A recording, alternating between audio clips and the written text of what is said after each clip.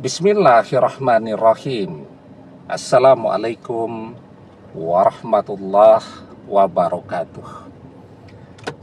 Bapak-bapak, ibu-ibu, mas-mas, mbak-mbak, khususnya adik-adikku sekalian yang dirahmati Allah dimanapun Anda berada. Kembali di IIP Channel bersama saya, IIP Wijayanto.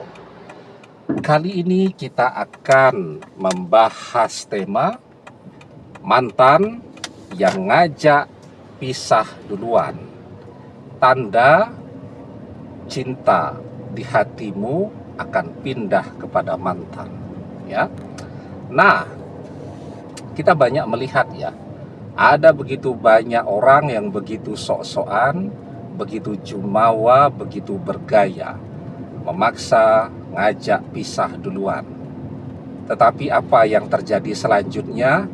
Dia yang merangkak-rangkak, memohon-mohon, mengemis-ngemis untuk bisa balik bersama lagi, ya. Nah, jadi ketika mantan memaksa pisah karena faktor kehadiran orang ketiga, ya, mantan belum tahu saja siapa orang ketiga yang saat ini bersama dia. Ketika sudah bersama, mantan akan kenal sifat karakter asli orang ketiga itu seperti apa. Umumnya yang namanya orang ketiga yang merebut seseorang dari orang yang sudah memilikinya, yang menunjukkan memiliki sifat dan karakter yang egois. Dia tidak peduli nih, misal yang dia rusak itu adalah rumah tangga orang lain. Tidak hanya misal istri yang kemudian yang menderita, tetapi di situ juga ada anak-anak yang harus menderita. Banyak loh ya anak-anak itu ketika orang tuanya mau bercerai, atau ada yang tahu kalau misalnya bapaknya sedang selingkuh dengan orang ketiga, mereka itu sampai malu untuk berangkat ke sekolah karena takut nanti di sekolah ditanya oleh teman-temannya, bapak ibu mau bercerai ya. Nanti pada saat pulang sekolah kan biasanya anak-anak dijemput ketika pulang sekolah, sementara dia pulang sendiri, ditanya lagi, katanya bapak ibumu akan bercerai ya, dan seterusnya. Jadi bebannya bagi anak itu berlipat ganda, lebih berat. Apalagi ditambah mereka belum tahu ini realita apa, dan seterusnya. Nah, jadi tidak hanya istri yang membuat atau jadi menderita, ya, tetapi juga di sana ada anak-anak yang harus merasakan penderitaan itu. Nah, maka itulah orang ketiga. Seseorang yang punya ego luar biasa besarnya.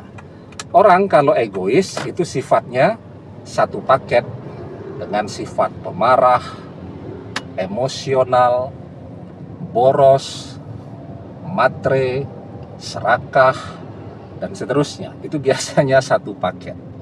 Nah, maka ketika mantan mengenali orang ketiga ini seperti apa, baru dia akan merasa stres, ya. Saat masih bersama kita dulu, hidupnya terasa nyaman betul. Dia marah, kita diam. Dia marah, kita dengarkan. Tetapi sekarang dia harus merasakan dimarahi setiap hari, berjam-jam, dan seterusnya, dan seterusnya, ya. Dan mantan menjadi sangat lelah dan menderita bersama orang ketiga. Nah, selanjutnya yang namanya orang ketiga, kenapa dia tertarik kepada mantan? Biasanya tidak akan jauh-jauh dari dia melihat bahwa mantan itu duitnya banyak, ya.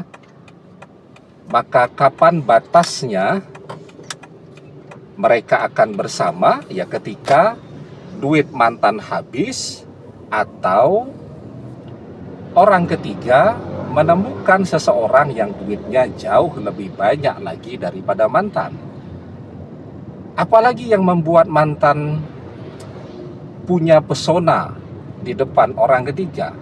Mungkin karena penampilan fisik mantan yang cantik, yang ganteng, dan seterusnya. Kapan batasnya mereka bersama? Ketika orang ketiga menemukan seseorang yang punya penampilan lebih cantik atau lebih ganteng daripada mantan, ya. Nah, jadi itulah yang kemudian akan membuat mantan jadi tambah lebih-lebih menderita lagi. Nah, sehingga dengan koleksi penderitaan mantan yang banyak pada saat ini, itu sebabnya kenapa dia akan datang merangkak-rangkak, memohon-mohon untuk bisa kembali bersama-sama kita lagi, ya. Jadi yang namanya hati manusia, apa yang dia cari? Ketenangan dan ketentraman. Maka pada saat mantan merasakan hidupnya begitu lelah sekarang karena memiliki pasangan yang emosional, bertengkar setiap hari, matre, setoran berapapun selalu kurang, isinya cuman marah-marah dan seterusnya, maka dia akan selalu teringat kepada kita yang bersama kita hidupnya damai, tenang, dan tentram.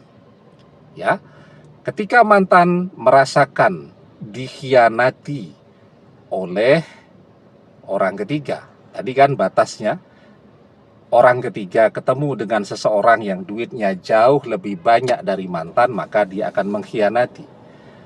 Orang ketiga ketemu seseorang yang lebih cantik daripada mantan, lebih ganteng daripada mantan, maka dia akan mengkhianati.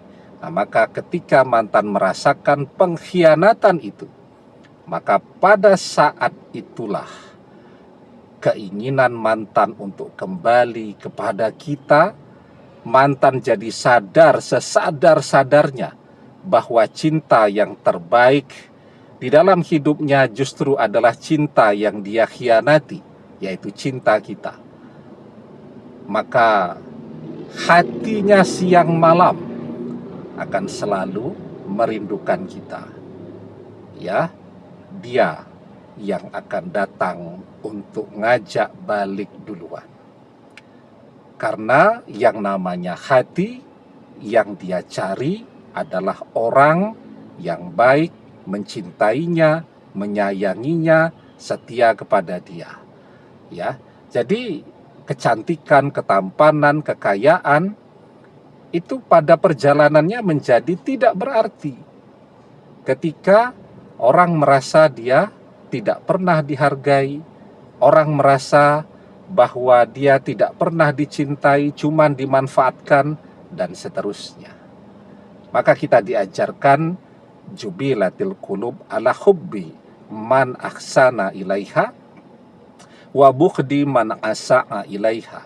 Tabiat hati itu akan selalu mencintai, ya, orang-orang yang baik kepadanya dan membenci orang-orang yang tidak baik kepadanya. Demikian, semoga bermanfaat. Wallahu a'lam bissawab, billahi taufik wal hidayah. Assalamualaikum warahmatullahi wabarakatuh.